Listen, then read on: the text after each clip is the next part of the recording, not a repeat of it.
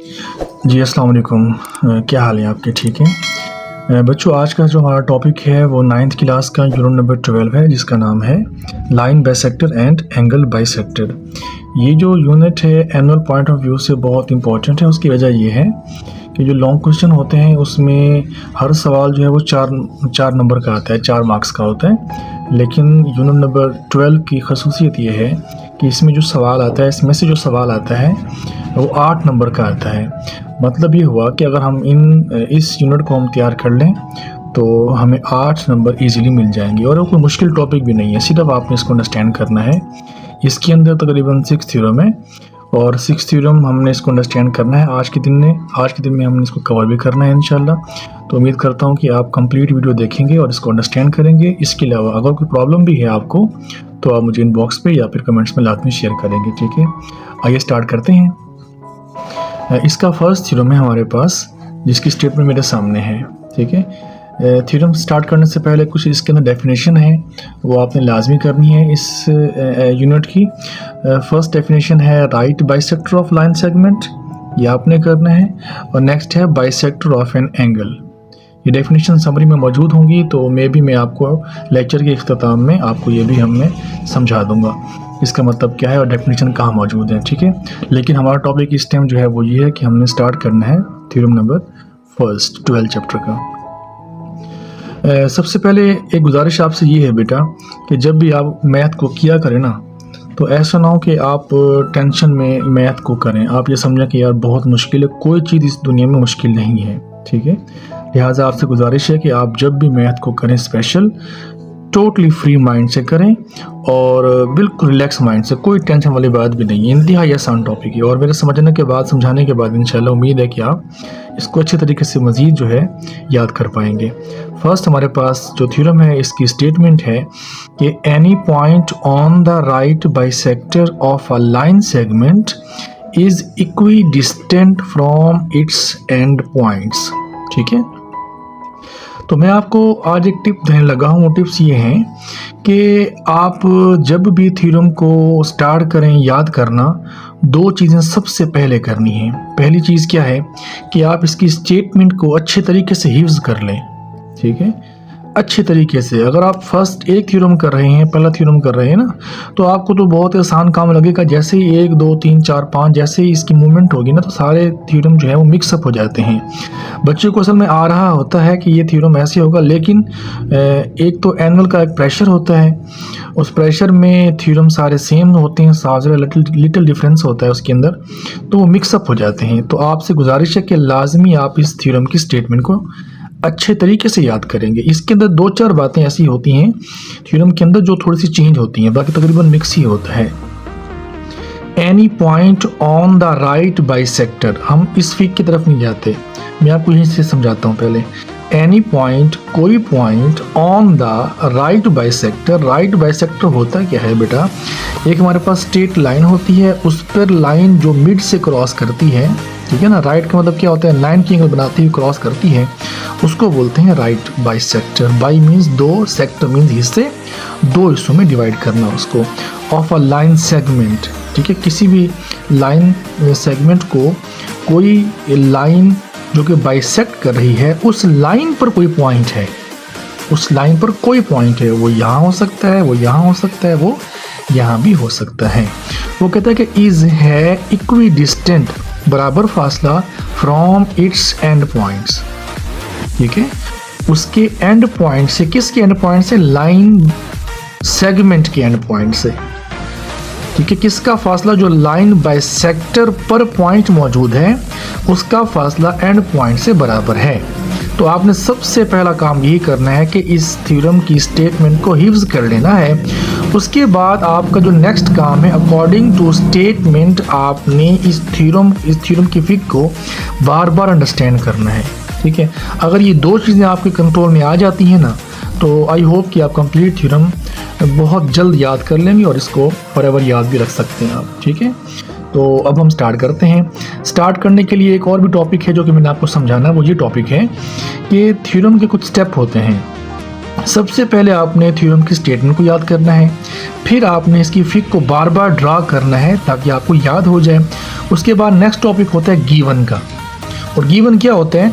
Theorem की जो statement होती है उसका जो पहला हिस्सा होता है ना, वो गिवन का होता है, वो भी स्टेटमेंट के अंदर दिया होता है। फर्स्ट हिस्सा गिवन का होता है और नेक्स्ट जो हिस्सा होता है वो टू प्रूव का होता है। टू प्रूव में हमने हमारा टारगेट किया, हमने साबित क्या करना है, ठीक है। तो उसके बाद मैं रिपीट कर देता हूँ, एक थ्योरम की स्टेटमेंट, उसके बाद इसकी फिग, फिग के बाद गिवन, गिवन के बाद टू प्रूव के बाद कंस्ट्रक्शन, कंस्ट्रक्शन के बाद प्रूफ, और प्रूफ में दो चीज़ें होती हैं, स्टेटमेंट्स और उसकी रीजंस, ठीक है। स्टेटमेंट के अकॉर्डिंग उसकी रीज़न देनी होती है। जब मैं वहाँ पे जाऊँगा तो मैं आपको समझा दूंगा कि बच्चे या आप लोग मिस्टेक क्या कर सकते हैं, ठीक है। तो मैं स्टार्ट करने से पहले एक बार फिर रिपीट करता हूँ, आप थ्योरम की स्टेटमेंट याद करेंगे अच्छे तरीके से, और थ्योरम की फिग अकॉर्डिंग टू स्टेटमेंट याद करनी है, given, to prove, construction, proof, statements और उसकी reason. Understand? Now we can start. First है गिवन। गिवन को स्टार्ट करने से पहले मैं आता हूँ दोबारा स्टेटमेंट की तरफ। Any point on the right bisector of a line segment is equidistant. Is equidistant तो हमने साबित करना है, तो जो गिवन है वो क्या है? Any point on the right bisector of a line segment. Understand? तो आपने फिग इस तरह से बेटा ड्रा करनी है, और अकॉर्डिंग टू स्टेटमेंट और जो फिग इसमें दी हुई है आपने नेम भी वही याद करने हैं। उसकी रीज़न ये होती है, यहाँ पर तो हम नेम चेंज कर दें कोई मसला भी नहीं है, लेकिन अंदर भी हमें चेंज करने पड़ेंगे, लेकिन हमारे पास इतना माइंड नहीं होता, इतनी हमारी मेमोरी नहीं है कि अकॉर्डिंग टू फिग हमने जो चेंजिंग की है वो चेंजिंग हम यहाँ पे भी अच्छे तरीके से उसको राइट कर सकें। यहाँ तो चेंजिंग कर लेते हैं हम, लेकिन यहाँ पर आके कहीं ना कहीं पे हमें जो वो याद होता है उसी को हम लिख देते हैं, जो कि थ्योरम फिर रॉन्ग हो जाता है, क्रॉस हो जाता है, ठीक है। अ line LM intersects the line segment AB। ये लाइन LM है, निशानी क्या है कि बोथ एंड पर एरो बने होंगे। लाइन जिसका नाम LM है, लाइन LM इंटरसेक्ट, ये देखें ये मिल रही है ना, इंटरसेक्ट कर रही है, intersect the line segment AB, लाइन segment AB at point C। मैं रिपीट कर देता हूँ, आप इसको ना साथ साथ याद भी करते जाएंगे। A line LM intersects the line segment AB at point C, ठीक है, सच दैट लाइन LM, ये देखो ना, ये जो ऊपर ये सिंबल बना हुआ है ये लाजमी लगाना है आपने, इसके भी मार्क्स होते हैं। लाइन LM परपेंडिकुलर है, ये जो सिंबल है परपेंडिकुलर का है। Line LM perpendicular to line segment AB, line LM perpendicular to line segment AB and AC और BC आपस में कॉन्ग्रुएंट है, मतलब इक्विडिस्टेंट है आपस में, ठीक है जी। तो P जो है is a point on line LM, जो पॉइंट है उसका नाम हमने P रख दिया और वो लाइन LM पर मौजूद है। तो ये गिवन आपका हो चुका है। एक और भी इंफॉर्मेशन है आपके लिए कि स्टेटमेंट तो वो गिवन होगी ना, वो जो आप फिक्स सही बनाएंगे ना तो आपको इसका 1 मार्क्स मिलेगा, याद कीजिएगा। गिवन का एक और मार्क्स होगा आपके लिए, ठीक है, 2 मार्क्स आपको यहाँ पे मिल जाएंगे, ठीक है। इसके बाद नेक्स्ट हमारे पास है इसी थ्योरम का हिस्सा है, तो जो कि मैं आपको समझाने लगा हूँ, वो है टू प्रूव का, ठीक है। टू प्रूव से मुराद ये है बेटा कि हमने साबित क्या करना है, ठीक है। थ्योरम को हमने साबित किस तरह से करना है और क्या चीज़ करनी है, वो ये साबित करना है कि PA कॉन्ग्रुएंट है PB के। तो आपने फिग को लाजमी माइंड में रखना है, PA कॉन्ग्रुएंट है PB के, ये हमने साबित करना है। मतलब लाइन पर जो पॉइंट P है उसका डिस्टेंस एंड पॉइंट से जिसका नाम A और B रखा था हमने, वो बिल्कुल कॉन्ग्रुएंट है। तो हमने कंस्ट्रक्शन की, कंस्ट्रक्शन ये कि join P to the point A and B। Construction से मुराद ये होती है कि वो सवाल में दिया हुआ नहीं होता ना, सिर्फ हमसे वो पूछ रहा होता है, तो इसलिए हम कंस्ट्रक्शन करते हैं उसकी, ताकि हम थ्योरम को अच्छे तरीके से खुद से अंडरस्टैंड करें और उसके बाद उसको प्रूफ दे दें और हम अपना टारगेट अचीव कर लें। Join P to the points A and B, ठीक है। अब है उसके बाद प्रूफ, ये आपने मार्कर से हेडिंग देनी है, स्टेटमेंट्स और रीजन, स्टेटमेंट और रीज़न। ठीक है, तो बच्चों जो मैंने आपसे बातें करनी थी वो बात ये थी कि जब आप स्टेटमेंट और रीज़न लिखते हैं अक्सर बच्चे मिस्टेक क्या करते हैं, वो इस तरह से याद कर देते हैं लाइक यानी कि ये step then next next next. ठीक है, और रीज़न को फिर इस तरह से रटा लगा देते हैं। तो ये अक्सर बच्चे यहाँ पर आके नंबर अपने क्यों ज़ाया कर देते हैं, इसलिए कि बच्चों स्टेटमेंट के सामने उसकी रीज़न देनी होती है। हम ऐसा नहीं करते, हम सिर्फ लेफ़्ट को इस तरह से लेफ़्ट कॉलम को याद कर लेते हैं, फिर राइट कॉलम को याद कर लेते हैं। तो इसलिए हमारा जो थ्योरम है वो अगला क्रॉस कर देता है। क्रॉस से मुराद ये जैसा कि यहाँ पे मौजूद है कि ए सी, मैं समझाता तो हूँ आपको, लेकिन मैं आपको टारगेट अचीव करवाने के लिए समझाने के लिए कोशिश कर रहा हूँ कि आपने मिस्टेक नहीं करनी कि ए सी कॉन्ग्रुएंट है बी सी के, ये बात गिवन है। नेक्स्ट क्या बात है, ए सी पी कॉन्ग्रुएंट है बी सी पी के, उसकी रीज़न ये है, बताता हूँ, लेकिन मैं आपको सिर्फ समझा रहा हूँ कि मिस्टेक क्या करेंगे आप। यहाँ पे लिखा हुआ है कि इन ट्राइंगल ACP एंड BCP। अब आप इसके सामने लिख देते हैं गिवन, जो कि आपने याद किया हुआ है। AC कॉन्ग्रुएंट है BC के, इसके साथ लिख देते हैं ये चीज़। नेक्स्ट है ACP कॉन्ग्रुएंट है BCP के, क्योंकि आपने लाइन याद कर रखी होती है ना ऐसे ऐसे, और इसके सामने लिख देते हैं कॉमन, मतलब सारा क्रॉस। आई होप कि आपको ये बात मेरी समझ आ गई होगी, मैं कहना क्या चाह रहा हूँ आपको। दूसरे लफ्ज़ों में मैं आपको अगर एक आम सी मिसाल दूँ जो कि आपको याद भी हो जाएगी, कि यहाँ पे लिखा हुआ है कि हमने लिखा हुआ है कि जो बच्चा मेहनत करता है तो पास हो जाता है, जो बच्चा मेहनत नहीं करता फेल हो जाता है। मतलब हमने स्टेटमेंट के सामने रीज़न देनी है, हम जो कि आगे पीछे कर देते हैं, तो इसका मतलब ये बनता है आगे पीछे करने से कि जो बच्चा मेहनत करता है फेल हो जाता है, जो बच्चा मेहनत नहीं करता पास हो जाता है। तो आई थिंक ये आपको समझ में आ गई होगी बात। ठीक है, तो ये स्टार्ट करते हैं अगेन कि इन ट्राइंगल ACP एंड BCP, मैं दोबारा जाता हूँ इस फिग की तरफ। ठीक है, इन ट्राइंगल ACP BCP पे जो ये दो ट्राइंगल्स हमारे पास आ गई हैं, ACP और BCP। मैं वहाँ पे दोबारा जाता हूँ, लेकिन मैं आपको इसी फिक्स समझाता हूँ पहले, फिर मैं जाऊँगा आपको असल स्टेटमेंट की तरफ। एक ट्राइंगल है ACP, नेक्स्ट ट्राइंगल है BCP, दो ट्राइंगल हैं हमारे पास। ठीक है, इन दो ट्राइंगल में AC और BC, ये जो दोनों लाइन सेगमेंट है ना हमारे पास, ये कॉन्ग्रुएंट है। और ये बात क्या है, रीजन वजह क्या है इसकी, ये बात गिवन है। एंगल ACP एंगल BCP ये भी आपस में कॉन्ग्रुएंट है। उसकी वजह क्या है, वजह ये है बच्चों की जो PC है ना, ये वाला पॉइंट, ये जो लाइन सेगमेंट है AB पर परपेंडिकुलर है। जब परपेंडिकुलर है तो एंगल साफ ज़ाहिर है कि वो कॉन्ग्रुएंट होंगे। नेक्स्ट PC इस ट्रायंगल के हिसाब से और ये PC लाइन इस ट्रायंगल के हिसाब से कॉमन है और ये आपस में कॉन्ग्रुएंट है। तो बच्चों यहाँ पर लग जाता है साइड एंगल, और ये साइड, इधर से साइड एंगल और साइड पास्टुलेट। इसका मतलब ये हुआ कि दोनों कॉन्ग्रुएंट हैं। अगर कॉन्ग्रुएंट हैं तो ये दोनों ट्रायंगल आपस में क्या हो जाएंगी, कॉन्ग्रुएंट। जब दोनों ट्रायंगल कॉन्ग्रुएंट हो चुकी हैं तो हमारा जो टारगेट है उसको हम लिख देंगे। टारगेट क्या था, कि डिस्टेंस PA और PB आपस में बराबर हैं। ठीक है, अब हम आते हैं असल सवाल के अंदर जो चीज़ स्टेटमेंट मौजूद है वो मैं आपको समझाने की कोशिश करता हूँ। ठीक है, तो इन triangle ACP and triangle BCP। अच्छा, यहाँ पे एक और मिस्टेक बच्चे करते हैं, इसके अंदर गैप मौजूद है। बच्चे कहते हैं शायद प्रिंटिंग मिस्टेक है, वो इस गैप को मिला देते हैं। बेटो गैप को मिलाने से मतलब और बन जाता है, गैप ना मिलाने से मतलब और होता है, ख्याल कीजिएगा। In triangle ACP and triangle BCP, line segment AC congruent to line segment BC, reason is that given. Next angle ACP congruent angle BCP, reason PC congruent to AB, so that each angle at C equal to 90. Next is PC congruent to PC, reason is that common। तो बच्चों ये देखें, side congruent, angle congruent, next side भी congruent. तो यहाँ पर लग चुका है SAS पास्टुलेट। जब पास्टुलेट लग चुका तो दोनों ट्रायंगल कॉन्ग्रुएंट हो गई, साबित कर दिया। ये जो डॉट्स लगे हुए ना, ये लगे हुए देयरफॉर के, ठीक है ना, ख्याल कीजिएगा। दो डॉट नीचे एक डॉट ऊपर तो देयरफॉर होता है, दो डॉट ऊपर एक डॉट नीचे तो वो सिंस होता है। Hence PA congruent to PB के, और जो ये हमारा टारगेट था उसकी वजह यह है कि कॉरेस्पॉन्डिंग साइड्स जो होती हैं कॉन्ग्रुएंट ट्रायंगल्स की, वो कॉन्ग्रुएंट होती हैं।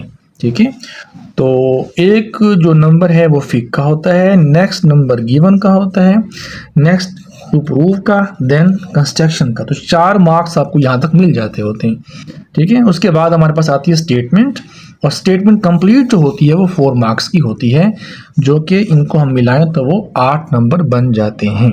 ठीक है बच्चों, तो उम्मीद है कि ये थ्योरम आपको समझ आया होगा। ये हमने कंप्लीट थ्योरम पढ़ने हैं, इसलिए आपने हमारा साथ देना है, और कंप्लीट आपने थ्योरम समझने के लिए कंप्लीट वीडियो देखनी पड़ेगी आपको। ठीक है, उसके बाद हमारे पास, अब मैंने फर्स्ट थ्योरम पे बहुत टाइम वेस्ट किया है आपको समझाने के लिए। इंशाल्लाह अब मैं कम टू द पॉइंट बात करूँगा, ताकि आपको मेरा टॉपिक, मेरी बात समझ आ सके और आपको बोरिंग भी फील ना हो। नेक्स्ट टॉपिक हमारे पास है कन्वर्स थ्योरम।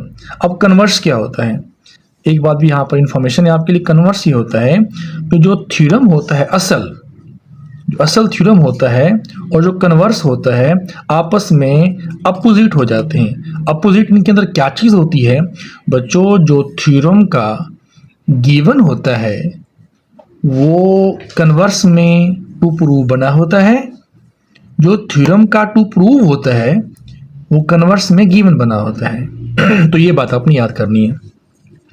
वहां पर यह बात थी कि कोई पॉइंट है लाइन पर, साबित करो कि उसका एंड पॉइंट से डिस्टेंस बराबर है।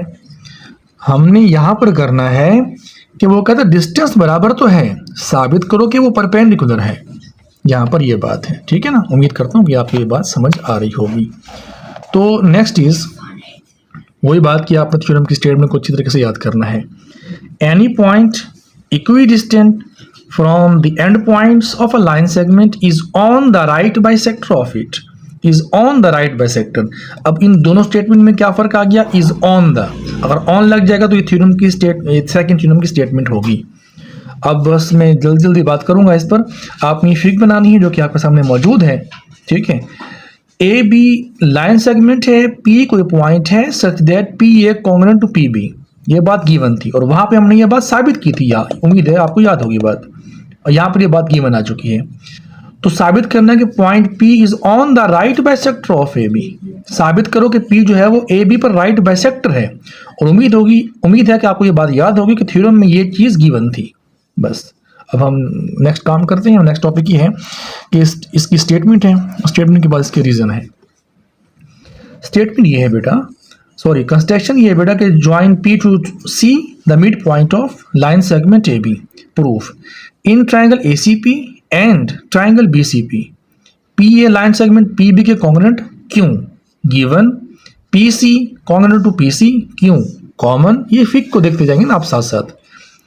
AC कॉन्ग्रुएंट टू BC क्यों, कंस्ट्रक्शन किया हमने, तो यहाँ पे लग चुका है SSS कॉन्ग्रुएंट होता है SSS के, लिहाजा कंप्लीट ये जो दो फिक्स हैं आपस में कॉन्ग्रुएंट हो चुकी हैं।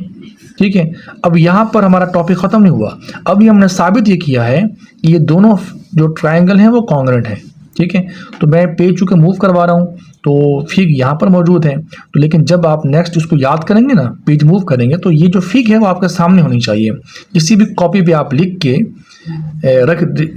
रख लें, और जैसे ये पेज यूँ टर्न करें ना आप, तो आपके सामने वो फिग होनी चाहिए। ठीक है, तो बस ये आपकी एहतियात होगी। उम्मीद है कि आपको टॉपिक मज़ीद भी समझ आएगा। तो नेक्स्ट हमारे पास टॉपिक ये है कि एंगल ACP कॉन्ग्रुएंट है एंगल BCP के।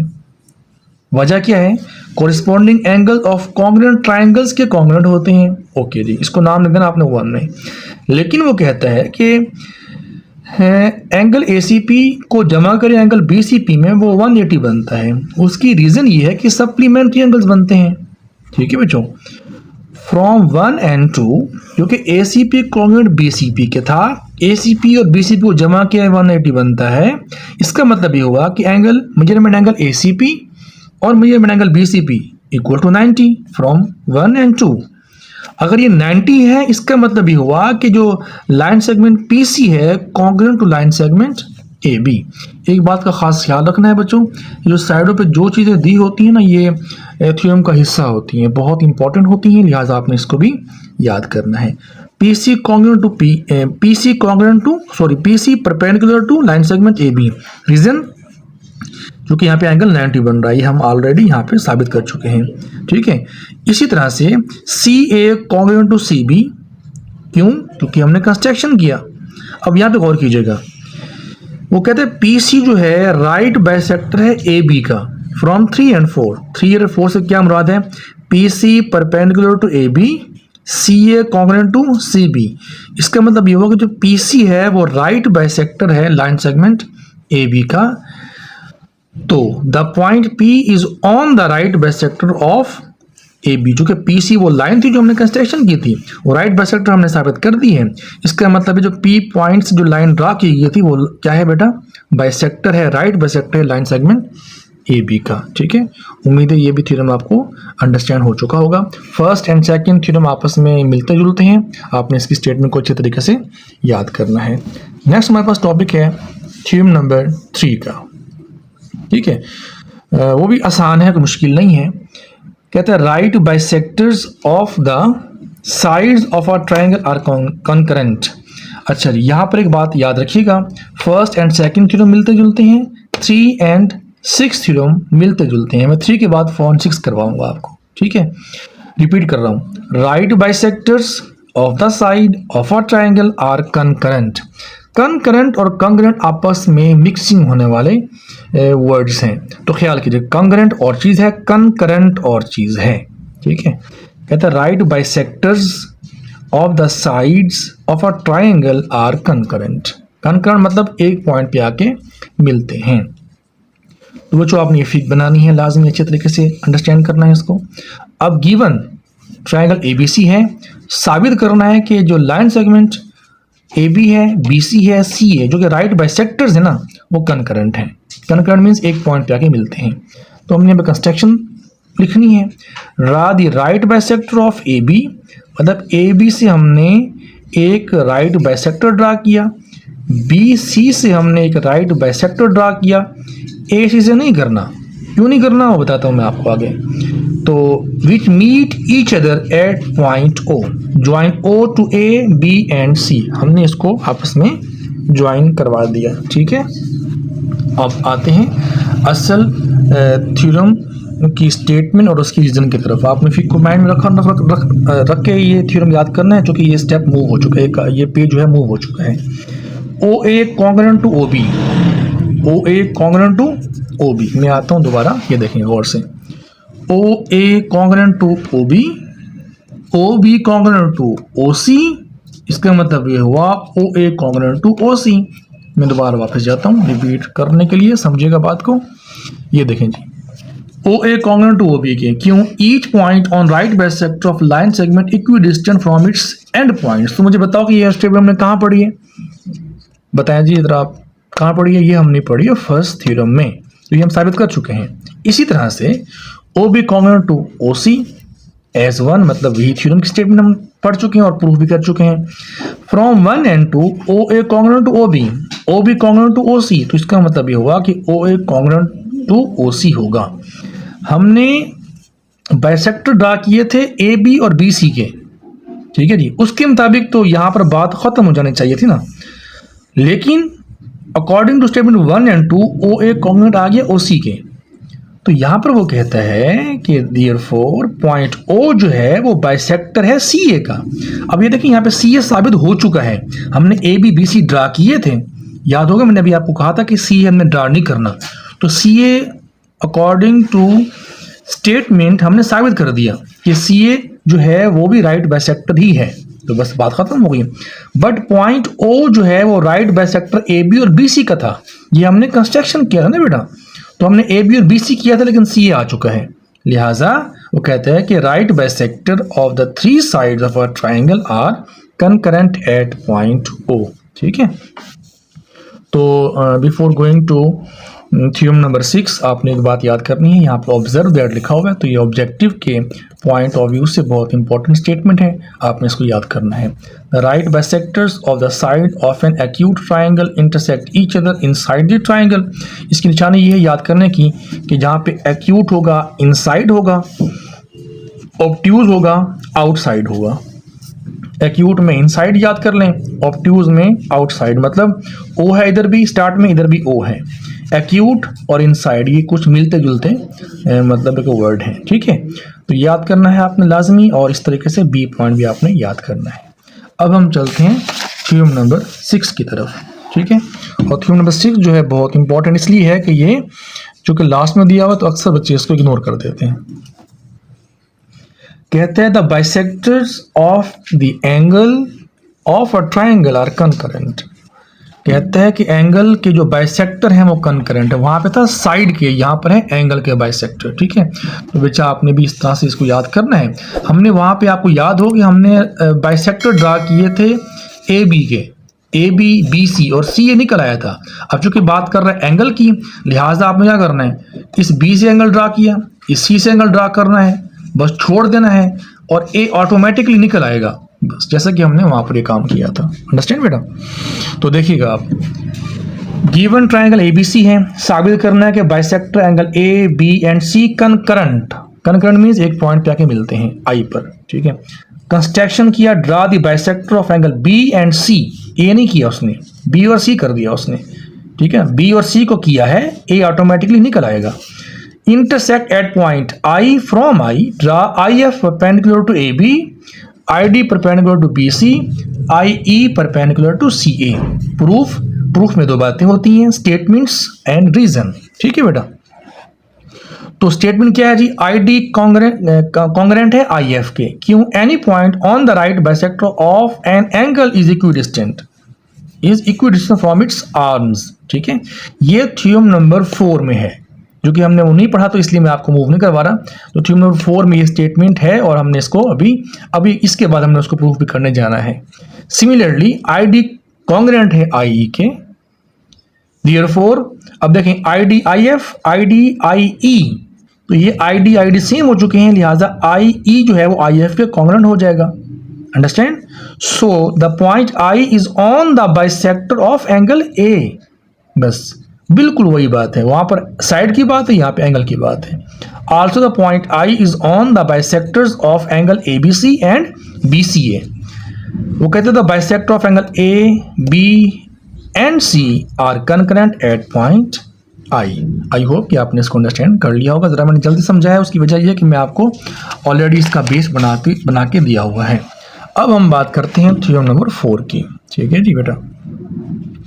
थ्योरम नंबर 4 में है any point on the bisector of an angle. देखिए अभी मैंने आपको ये बात बताई थी वहां पे 6 में ना, any point on the bisector of an angle is इक्वी डिस्टेंट फ्रॉम इट्स आर्म्स, ठीक है जी। अच्छा बच्चों, एक बात आपने जहन में रखनी है, आपसे गुजारिश भी है, हालांकि जो बच्चे ऑनलाइन पढ़ रहे हैं, चाहे वो मेरे क्लास में स्कूल में स्टूडेंट नहीं है, कॉलेज में स्टूडेंट नहीं है, तो इस लेक्चर को सुनने के बाद आप मेरे स्टूडेंट ही बन जाते हैं। तो प्यारे बच्चों, आपसे गुजारिश यही होती है कि आप सिर्फ मेरी मेहनत की रिस्पेक्ट ये कर सकते हैं कि लाजमी आप इस चैनल को सब्सक्राइब भी किया करें। चूँकि मैंने अभी चेक किया था, उसमें जो है नॉन सब्सक्राइबर की रेशो तकरीबन 37% है। तो आखिर क्यों है? तो अगर आप सब्सक्राइब कर देंगे तो क्या आपको कोई प्रॉब्लम होगी, कोई नुकसान होगा, कोई बिल आएगा? कुछ भी नहीं होगा। सिर्फ ये है कि आपके इस बटन के क्लिक करने से मेरी हौसला अफजाई हो जाएगी। और लाजमी की बात है तो वो कमेंट भी आप कर दिया करें, और काइंडली आपने वीडियो को कंप्लीट देखना होता है ताकि आपको हर चीज़ समझ आ सके। उसकी वजह ये होती है कि हम थ्योरम के अंदर ना कुछ वीडियो के अंदर कुछ ऐसी बातें कर जाते हैं जिसमें हम कहते हैं कि हम नेक्स्ट समझाऊंगा, बाद में समझाऊंगा, प्रीवियस आगे मूव करवाते रहते हैं ना आपको। इसलिए जब आप कंप्लीट वीडियो देखेंगे, इसका मतलब ये होता है कि आपने हर चीज़ अंडरस्टैंड कर ली है, ठीक है बच्चों। तो गिवन है कि a point P is on रे OM। ख्याल कीजिएगा, ये रे है, इसकी आप थ्योरम की आप फिक देखें ना बेटा, ये OA रे है। रे क्या होती है? जिसके एक एंड पॉइंट पे एरो बना होता है। A point P is on रे OM, the bisector of angle AOB। क्या बाइसेक्टर है? OM AOB का बाइसेक्टर है। साबित करना है कि PQ कॉन्ग्रेंट है PR के। ये देखें जी, PQ कॉन्ग्रेंट है PR के।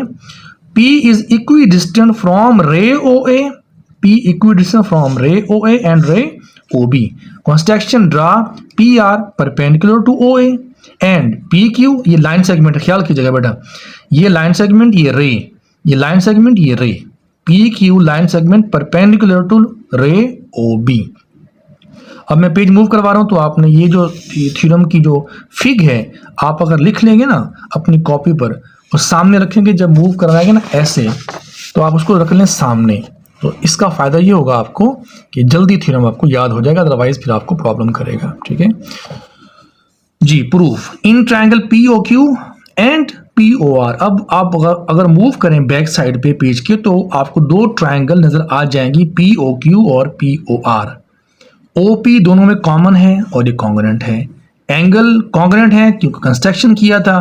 PO Q congruent to P O R के, ये बात गिवन है। तो बच्चों साइड एंगल साइड कॉन्ग्रेंट होता है साइड एंगल साइड के, लिहाजा ये साइड ये एंगल एंड ये एंगल, तो देयरफॉर हमारे पास पीओ क्यू कॉन्ग्रेंट आ गया पीओ आर के। जैसे ही ये कॉन्ग्रेंट कंप्लीट दोनों ट्राइंगल्स आ चुकी हैं तो जो हमारा टारगेट था कि पी क्यू कॉन्ग्रेंट है पी आर के, वो भी हासिल हो चुका है। क्यों? Corresponding sides of congruent triangles are congruent.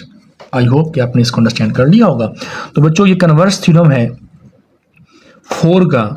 बस वही बात कि जो थ्योरम की स्टेटमेंट है लाइक गिवन है वो टू प्रूव बन जाता है, जो टू प्रूव है वो कन्वर्स में आके गिवन बन जाता है।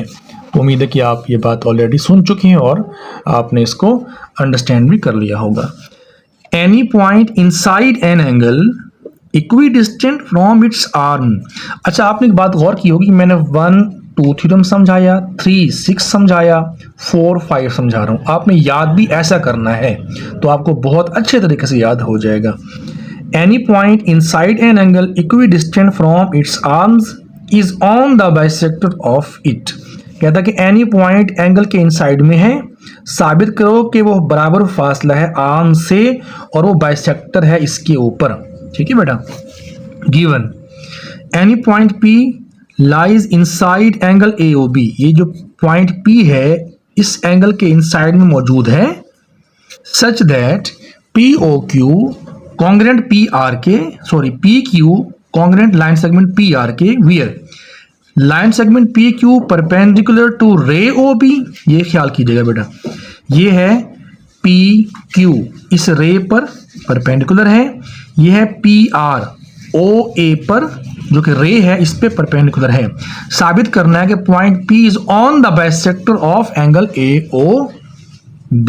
ठीक है बच्चों, तो गिवन टू प्रूफ हो चुका। कंस्ट्रक्शन है कि join P to the point O, join P to O, हमने इसको ज्वाइन कर दिया। ठीक है बेटा। उसके बाद अब हमारे पास लास्ट टॉपिक है प्रूफ स्टेटमेंट और उसकी साथ ही रीजन के in triangle POQ and POR, दो ट्राइंगल POQ POR, इन दो ट्राइंगल्स में angle PQO congruent to PRO क्योंकि राइट एंगल्स हैं। PO दोनों, ये देखें PO दोनों ट्राइंगल के हिसाब से कॉमन है, PQ कॉन्ग्रेंट टू PR के, ये बात गिवन है। तो बच्चों यहाँ पे HS लग जाता है पास्टुलेट, यानी कि HS कॉन्ग्रेंट होता है HS के, लिहाजा ट्राइंगल POQ, ये देखें ना POQ POR आपस में कॉन्ग्रेंट है। जब ये कॉन्ग्रेंट है इसका मतलब ये हुआ कि POQ कॉन्ग्रेंट टू POR, ये एंगल है, वो ट्राइंगल है, ये एंगल है। POQ एंड POR आपस में क्या है? Corresponding angles of congruent triangles are congruent होते हैं। ठीक है जी, तो ये हम साबित कर चुके हैं, लिहाजा P is on the bisector of angle AOB। तो आई होप कि आपने कंप्लीट ये जो थ्योरम है अंडरस्टैंड किए होंगे। बहुत इंपॉर्टेंट टॉपिक था। तो इसके साथ ही बच्चों में आपको इसकी जो रिव्यू एक्सरसाइज है वो मैं समझा देता हूँ। है तो आसान, लेकिन इसी के साथ हो जाए ताकि आप कंप्लीट ये चैप्टर जो है थ्योरम जो है याद कर सकें। ठीक है बच्चों। फर्स्ट है रिव्यू एक्सरसाइज का, bisection means to divide into 2 equal parts. तो मैंने ऑलरेडी बता दिया है कि बाई मीन्स 2, सेक्शन मीन्स हिस्से। Bisection means to divide into 2 equal parts, तो ये स्टेटमेंट ट्रू है। Right bisection of line segment means to draw perpendicular which passes through the mid point of the line segment. बिल्कुल ये बात दुरुस्त है, ये हम ऑलरेडी थ्योरम अभी करके हटे हैं। राइट बाइसेक्शन, ये देखें तो ये राइट बाइसेक्शन है। आई थिंक आपको ये फिगर नजर आ रही होगी ना, ये राइट बाइसेक्टर है। नेक्स्ट इज, तो ये स्टेटमेंट ट्रू है। ठीक है बेटा। Third, any point on the right bisector of a line segment is not equidistant from its and points. तो ये हम ऑलरेडी थ्योरम कर चुके हैं, तो थ्योरम में बेटा ये नॉट नहीं था इज इक्विडिस्टेंट, तो यहाँ पे दिया हुआ नॉट, तो ये स्टेटमेंट फॉल्स है।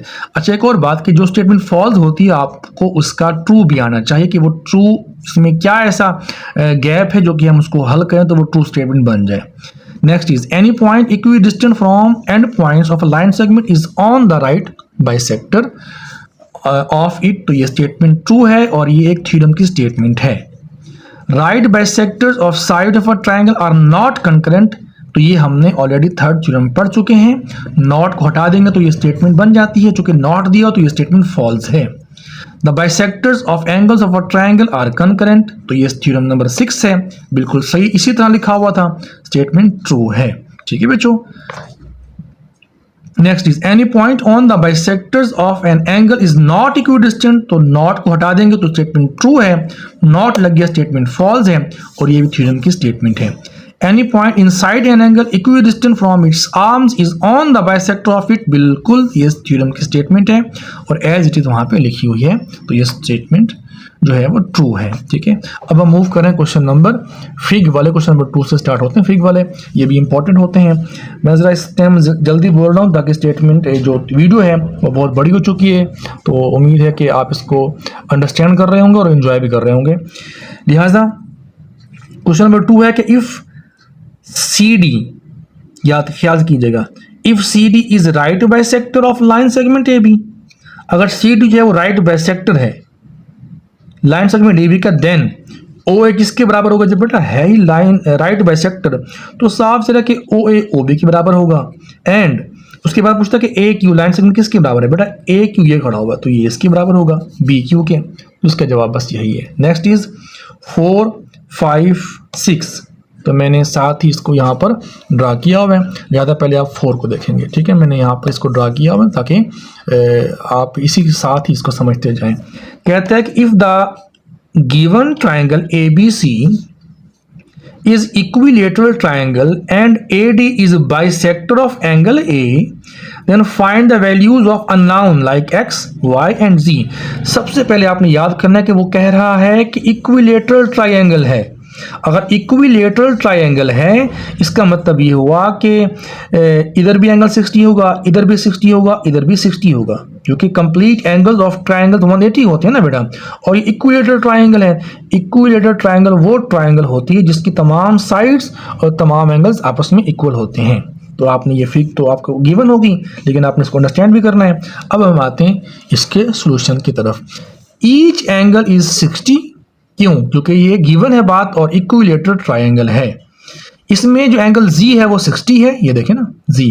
अब ये यहाँ पे 60 लिखा हुआ नहीं है अकॉर्डिंग टू स्टेटमेंट, और उसके अंदर देखो लफ्ज है इक्विलेटरल का, इक्विलेटरल ट्राइंगल का, इसलिए यहाँ पे हमने Z को एंगल 60 का नाम दे दिया। ठीक है, अब यहाँ पे जो एंगल A है ये 2 हिस्सों में डिवाइड हो रहा है, X और Y, लिहाजा X जमा Y इज इक्वल टू 60 होगा। बट हम ये भी जानते हैं कि x और y आपस में बराबर हैं। क्यों बराबर हैं? क्योंकि ये बाइसेक्ट एंगल जब बाइसेक्ट होता है 2 हिस्सों में बराबर तकसीम होता है, तो इसलिए ये साइड लाइक ये एंगल और ये एंगल भी आपस में बराबर होता है। अगर y x के बराबर है तो हम इस y की जगह पे x डाल देंगे तो x प्लस x क्या बन जाएगा? 60, 2x 60, x 60/2, x बिकम 30। बस x मिल गया, क्योंकि y बराबर है तो y भी 30 होगा। तो हमारे पास जो टारगेट है वो अचीव हो चुका है कि x, y और z 30, 30 देन 60। तो ये हमारा जो सवाल है वो कंप्लीट हो चुका है। 5 क्वेश्चन है, in the given congruent triangles, मतलब 2 ट्राइंगल आपस में कॉन्ग्रुएंट है, LMO एंड LNO।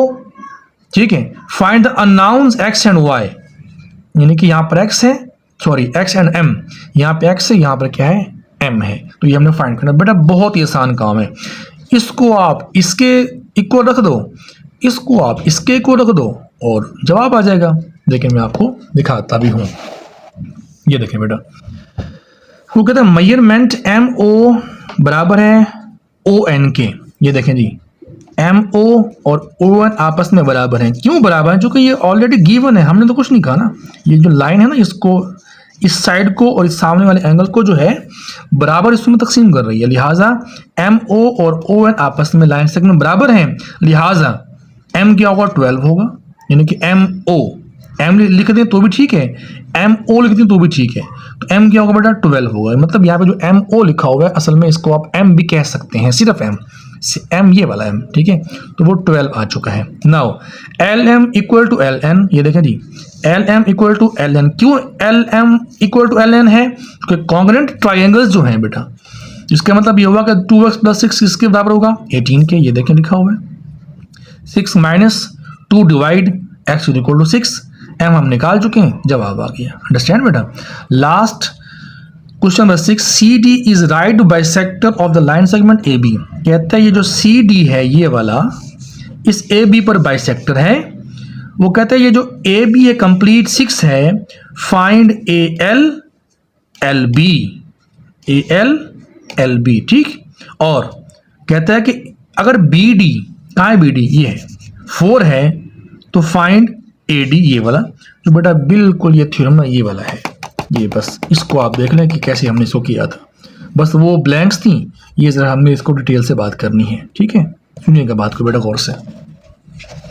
वो ये है कि ये हमारे पास थ्योरम गिवन है जो कि हमारे सामने है, इसका सोल्यूशन, ठीक है बेटा। तो कहता है AB इक्वल टू 6 cm, ये बात गिवन थी, हमने नहीं कुछ कहा, ये बात गिवन है। फाइंड करना है AL और LB, ये बात भी सवाल का हिस्सा है, कुछ भी नया इसके अंदर नहीं है। फिर सेकंड स्टेटमेंट है कि BD इक्वल टू 4 cm, ये भी गिवन है।